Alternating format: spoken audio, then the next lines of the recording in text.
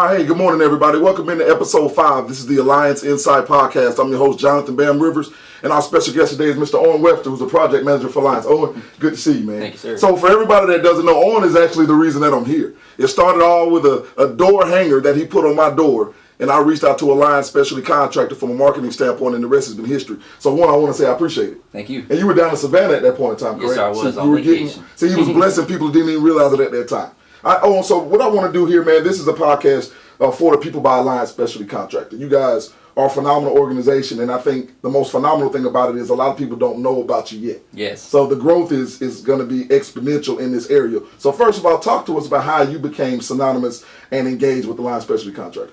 I used to work in a restaurant, and I always try to better myself, always try to find different career paths for me that kind of make sense and make me who I am. Absolutely. And I kind of heard about it through my uncles. They used to work here, and they had a barbecue, and I met Fuego, or Alan, and we were just sitting there just talking by the fire, and he was just explaining everything, and I thought it might be a great opportunity, so I gave it a chance, and I just think I flourished, and I think I'm doing really great at it, and I love it.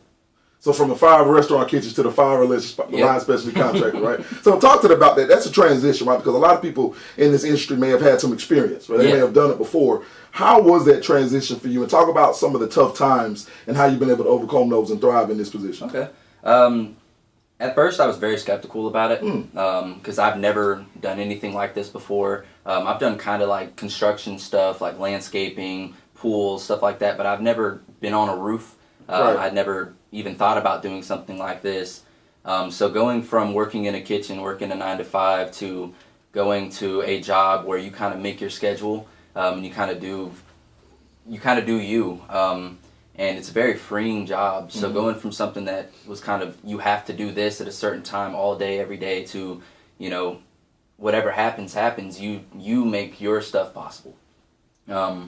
And I think getting on that first roof was actually like my first or second day. He took me to a roof. I climbed right up it, and I was like, "This is it. I'm here. I don't want to do anything else anymore." Touch the sky. Yeah, no doubt. And when I very first started off, I kind of took off running as soon as I got here. I was hitting my quota every single week, just hitting it, and then I kind of got lazy because I figured that everything's just going to come to you. You have to. But you really do have to work for it. And I hit a spot where I went downhill. I wasn't getting on any roofs. I wasn't doing anything. And I lost hope for it. And then I actually sat down and had a conversation with them. And they explained why it's so important to keep thriving, to keep pushing for it. And now I'm back at a spot where I'm making it even higher than I did before. And I think that this job has a lot of opportunities. There's a lot of growth in it. You're always learning.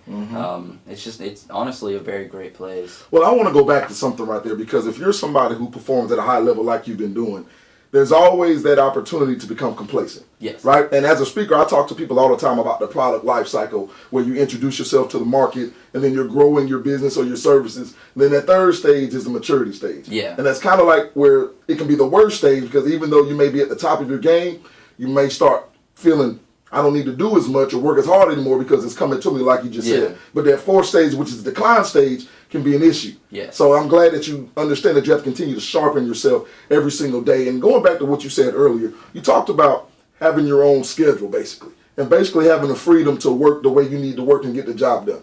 There are a lot of people in society, period, who have to have that structure because they don't know how to work on their own. Yeah. If somebody's not telling them you need to do this at 8 o'clock, you need to do this at 8:30, they struggle. What does it take as an individual to be able to handle your own schedule and still be productive? Motivation. I think really what I do every morning is I wake up and I give myself my own kind of schedule. Like, this is the quota I want to hit this week. This is what I have to do to achieve that. This is what I need to do. And it really all just starts with getting out of bed and getting your head into the workplace. Now when you have that 9 to 5 and you're like, okay, I have to wake up at this time, I have to get there, then I just do what they tell me all day. But with this job, it's like you set up everything for yourself to succeed. And they give you everything that you need to get to that place. So really they help out a lot. They give you your cougar paws, a truck to get to where you need to go. Right. They give you all of these lessons and everything to get you to a place where you can make your own schedule without having to worry or stress about it. With me, it all starts with a cup of Pastello.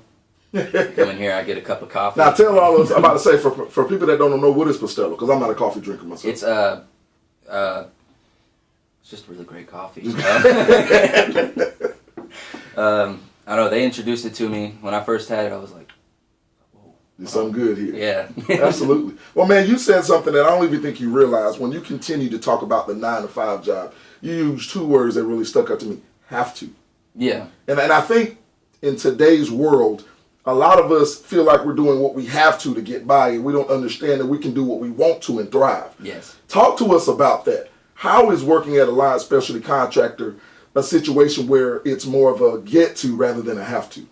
Well, I think like with like a 9-to-5 and stuff like that, if you have something personal going on, you still have to go to work. Absolutely. You know, you still have to go out there and you have to go there every time that they tell you to. But here, if they understand personal lives as well. Like if I have something going on, they're there for me. They have my back and they let me get through whatever I need to get through before they worry about like a paycheck, really. Right. You know, they care about us as individuals. They care about us as humans. And also just like the fact like this summer is horrible. It's hot, you know, and they understand that. Yeah, so they give you know, they give you that freedom of, okay, well, as long as you go out there and you do what you have to do, they understand. No micromanaging. Yeah. At all. They definitely, they respect your choices. They respect your kind of the decisions that you make. And that's just one thing that I've definitely noticed is a difference from everything else that I've done in my life. You know, like every single job that I've had, it's like you have to get this done or you're not succeeding. But here you're succeeding through help of them, but also through yourself. And I think that's the best part about this job is you can be who you are and still succeed. Talk to us about customer interaction. As a project manager, you are the face of Alliance to that customer, right? And you are helping people not just rebuild roofs, but really protect their families. And that's very important. Talk to us about how you build relationships with these customers and why they continue to thrive because you're working with them as project manager. I think every human, like every person is so different. That's also one thing that I really love about this job is communication. Right. Because every single door that you knock on, that person is going to be completely different from the last person. I really do like to get close with the homeowner. Mm-hmm. I like to kind of figure out what their personality is, what their hobbies are, stuff like that. Because building that relationship with the homeowner is very important. Because in order for you to trust me, I have to trust you. Mm-hmm. And I think the biggest way to do that is communication. First thing that I do when I knock on the door is I ask how they're doing. I don't go straight to the job and everything like that. Right, I make sure that, you know, like this is a person in front of me, not a paycheck. You know, this is somebody that I do want to help. You know, that's my favorite thing about this job is because some people get help and they don't even know that they needed it. Right. You know, and I think it's a very beautiful thing. I mean, you meet some crazy characters, you know, good, bad, you know, it's just like every single door you knock is just a different, you know, person. It's just a different thing. And I love that so much because I've never like realized before this how different everybody is. Right. Like with the way that they speak, the way that they move their hands, the way that they just carry themselves. It's always so different and it's a beautiful thing. Absolutely. Well, listen, I think the great thing is that you realize that the benefits of being a project manager that cares more about customers than the money is that because you care about the customers, the money's going to flow. Yeah. Right? And there's nothing to be ashamed about that. So that's excellent. Owen, listen, you've been a phenomenal guest, man. So like I do every episode when I have a guest, I want to know what is it that you have to say to the world, not just to the next generation of Alliance employees or contractors or project managers such as yourself, but the world in general. Speak some love and drop some knowledge on people. But what is it that you feel like you can provide for people to help them get through the day?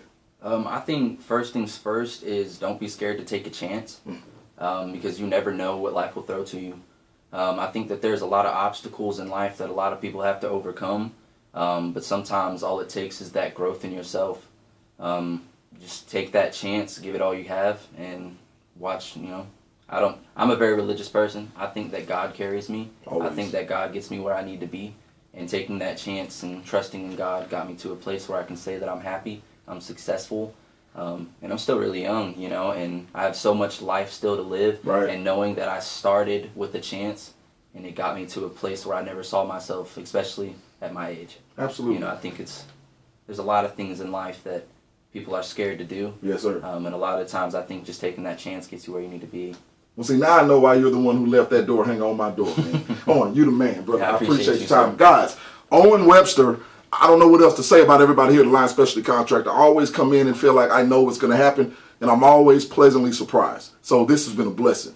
Now, as you know, we've added something called the Alliance Insights to this opportunity for this podcast, right? So I've got Alliance affirmations here today. And this is just a little motivational message that I want to provide for everybody. And as Owen's here, I'm definitely glad that he's here because this is something based on our faith in the Lord that I want you to understand.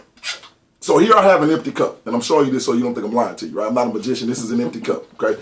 I can't turn this cup over because this cup has water in it, but I want you to realize this is what Owen talked about earlier.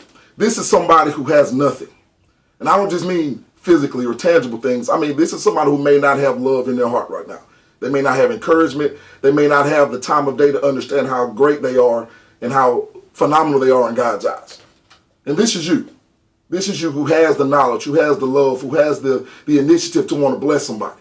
So what should we do? We should always pour into the lives of other people. But I'm going to tell you what happens. So now that I'm pouring into the life of this person that doesn't have much, their cup is getting full, but you know what you're doing? Your cup is getting empty. And now your focus is leaving the opportunity to serve because in your mind, you're saying to yourself, how can I continue to pour when my cup is now being void?